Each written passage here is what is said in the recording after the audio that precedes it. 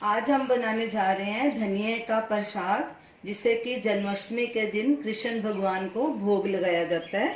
उसके लिए हमें इन चीज़ों की ज़रूरत है। मखाने हमने आधा कप लिए, उनको हमने छोटे टुकड़ों में काट लिया। जो बड़े थे उनके 4 पीसेस कर लिए और जो छोटे थे उनके 2 कर लिए। धनिया पाउडर बारीक पिसा हुआ आधा कप, पिसी हुई चीनी आधा कप, नारियल का बुरादा, आप वो ठूठी वाला नारियल आता है उसको भी कद्दूकस करके इस्तेमाल कर सकते हैं। हमारे पास वो अवेलेबल नहीं था, इसीलिए हमने नारियल का बुरादा लिया है।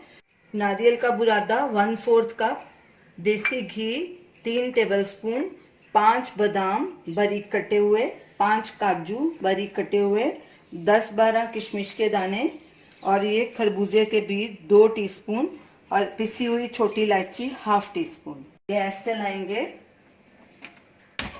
गैस को लो पे रखेंगे और सबसे पहले हम नारियल को ड्राई रोस्ट कर लेंगे। इसको ज़्यादा ब्राउन नहीं करना, नहीं तो इसका स्वाद कड़वा हो जाएगा। स्टर करना है साथ ही।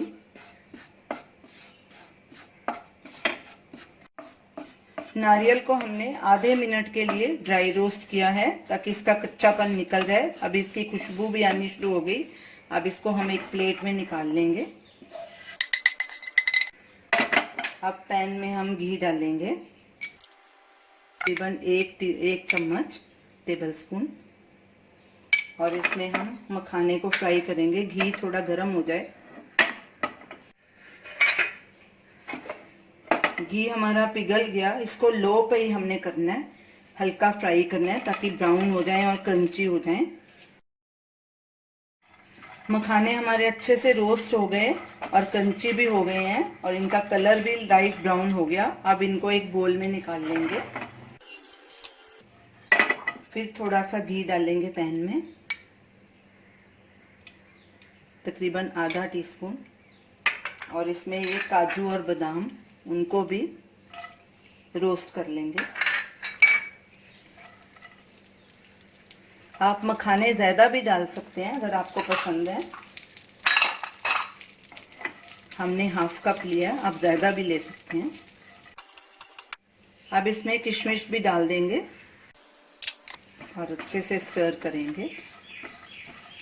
इनको भी तकरीबन 1 मिनट तक हम रोस्ट करेंगे।